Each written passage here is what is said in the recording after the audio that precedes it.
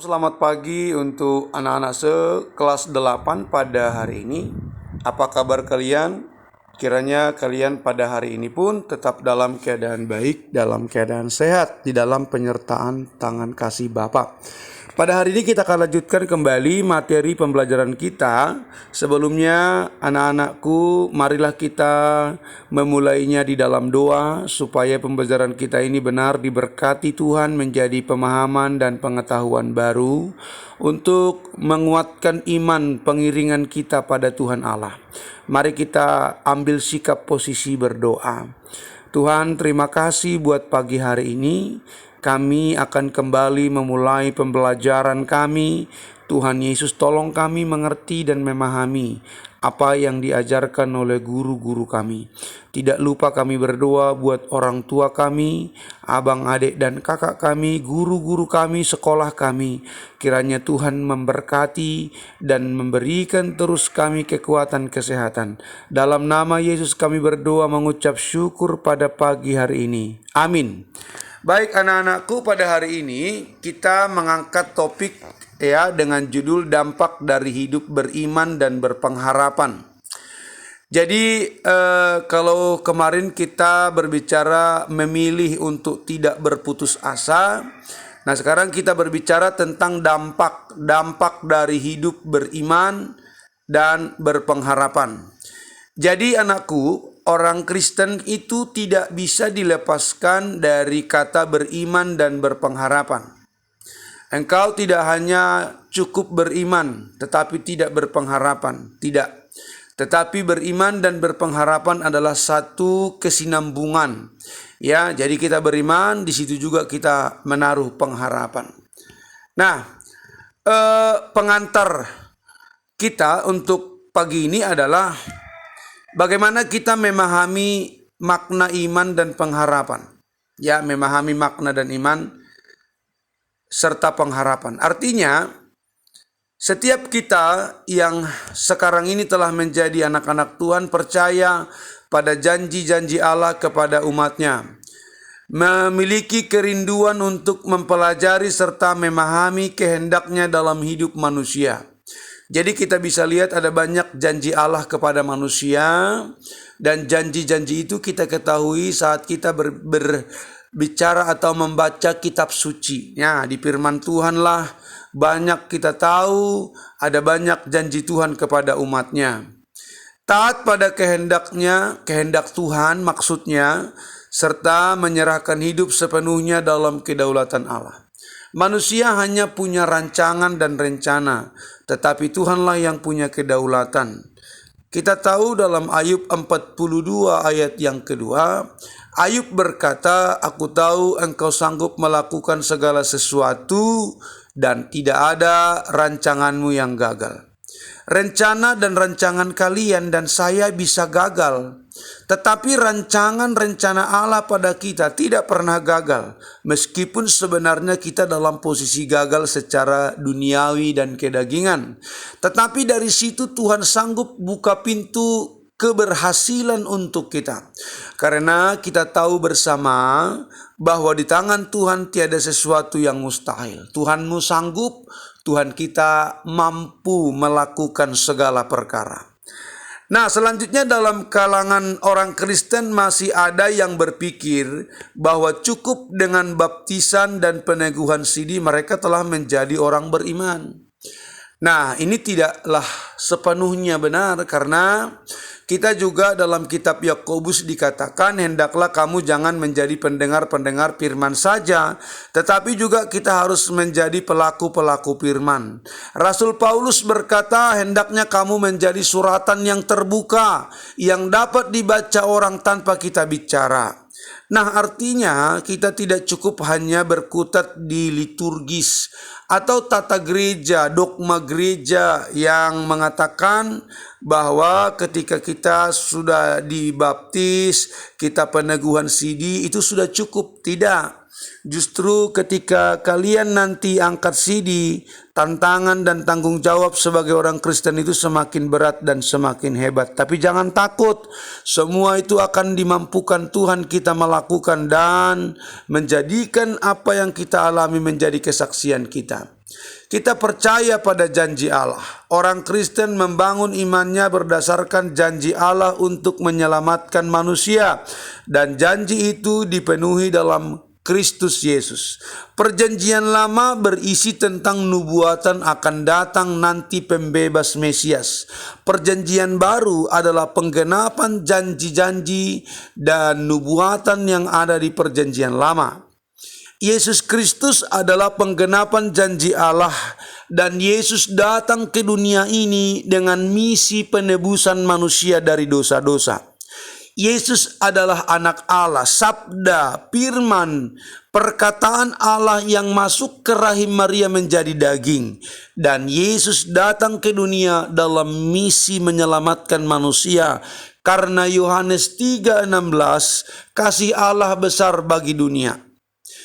Karena begitu besar kasih Allah akan dunia ini, sehingga Ia telah mengaruniakan anaknya yang tunggal, supaya setiap orang yang percaya kepadanya tidak binasa, melainkan beroleh hidup yang kekal. Itu firman Tuhan. Jadi kasih Allah besar dalam hidup kita. Pembentukan umat Allah dimulai saat pemanggilan Abraham, di mana ia menerima janji Allah dan Abraham percaya kepada janji Allah tersebut. Abraham disebut bapa orang beriman karena ia telah menunjukkan imannya dalam pengiringan akan Tuhan. Tuhan berjanji memberikan anak kepada Abraham di saat dia tua dan istrinya mandul yang bernama Sarai. Tidak mungkin sebenarnya. Tapi bagi Allah, seperti yang saya sebutkan tadi, tidak ada yang tidak mungkin. Allah sanggup, Allah mampu melakukan perkara yang kita tidak mampu perbuat dan lakukan. Ya, memiliki kerinduan untuk mempelajari serta memahami kehendaknya.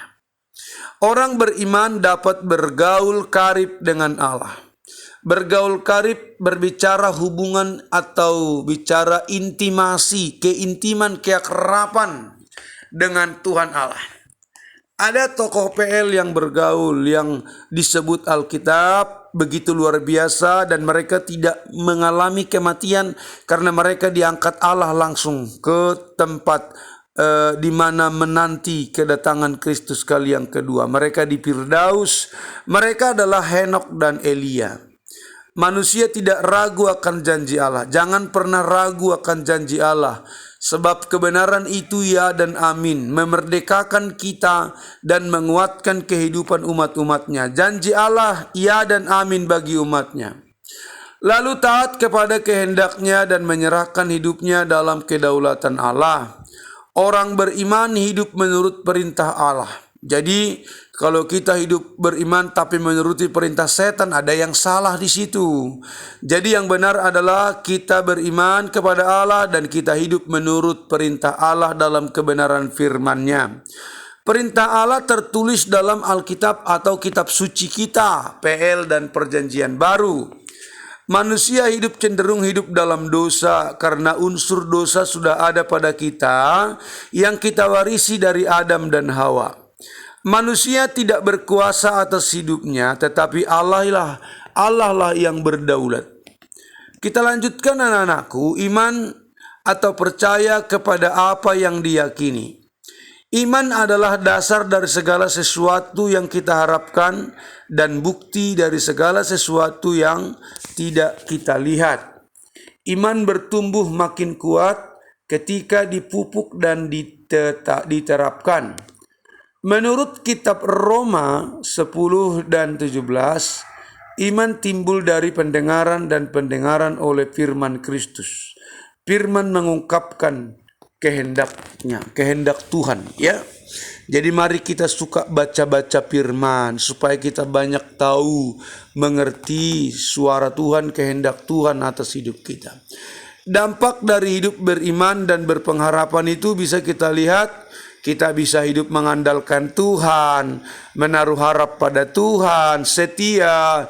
Kita menjadi pribadi yang taat, pribadi yang sanggup bersyukur saat kesesakan, mampu bertahan dalam pengertian, dalam penderitaan, lalu berani bersaksi tentang kebaikan Tuhan. tidak mudah terpengaruh, tidak menyesali kemalangan, tegar di tengah persoalan, tidak mudah putus asa, dan berpegang pada janji-janji Allah. Nah, inilah dampak dari hidup beriman kepada Tuhan Allah. Lalu apa janji Tuhan bagi orang-orang yang berharap padanya? Yang pertama, tidak akan dikecewakan. Manusia bisa mengecewakan kita, tetapi Allah tidak akan mengecewakan. Lalu Allah tidak akan mempermalukan kita, Ia justru mempermuliakan kita. Kita memperoleh pertolongan dari Tuhan, memperoleh pembelaan Allah dalam kehidupan kita. Lalu apalagi memperoleh berkat-berkatnya jasmani dan rohani, memiliki jaminan hidup atau keselamatan, kekekalan, keabadian, memperoleh kekuatan untuk melawan segala kuasa-kuasa kegelapan, kekuatan untuk berjuang berguna dalam hidup ini. Lalu kita memperoleh penghiburan, sebab Roh Kudus tugasnya salah satu adalah menghibur. Ya, akan mendapat kemerdekaan dari perbudakan dosa dan kebinasaan. Luar biasa Tuhan kita ya, memberikan berkat-berkatnya kepada kita. Yang menjadi kesimpulan dari penjelasan materi kita adalah iman adalah dasar dan bukti dari apa yang kita harapkan dan belum lihat. Kita harus berani berkata dengan iman. Kita harus melangkah dengan iman, berbicara dengan iman. Jadi seluruh totalitas hidup kita harus berlandaskan iman. Beriman berarti percaya dan berpegang teguh pada apa yang diyakini. Kalau kita beriman kepada Tuhan Yesus, maka pegang teguh ya, dan tetaplah berjalan bersama dengan Tuhan. Janji Tuhan ya dan amin yang akan digenapkan dalam kehidupan kita. Janji Tuhan adalah janji akurat dan akan dinyatakan indah pada waktunya, bukan waktu kita. Inilah penjelasan singkat saya terkait dengan materi kita hari ini. Terima kasih kalian sudah boleh mendengar, mengklik videonya. Terima kasih kalian tetap menjadi anak baik, penurut. Meski saya tidak lihat, tapi Tuhan Yesus lihat. Terpujilah Tuhan ya. Salam sehat buat kalian, jaga kesehatan.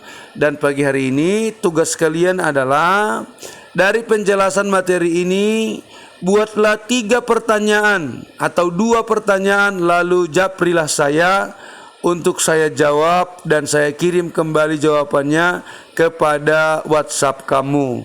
Ingat ya, PR-nya buatlah 2 pertanyaan. Saya akan jawab dan kirim ke WhatsAppmu. Terima kasih anak-anakku. Salam sehat, jaga kesehatan ya. Jangan dulu keluar rumah kalau tidak ada hal yang penting. Mari kita berdoa bersama kembali, menyerahkan dalam tangan Tuhan. Terima kasih Tuhan, kami sudah selesai belajar pada hari ini. Kami percayakan Tuhan anak-anak ini dalam tangan kasih-Mu. Kami lanjutkan pembelajaran kami, dan kami percaya Tuhan menjaga dan berdiri selalu, memberikan perlindungan pertolongan buat kami. Dalam nama Yesus kami berdoa bersyukur pagi ini. Amin. Baik anak-anak, setunggu ya pertanyaannya, japri saja saya. Terima kasih buat hari ini. Salam sehat dan shalom.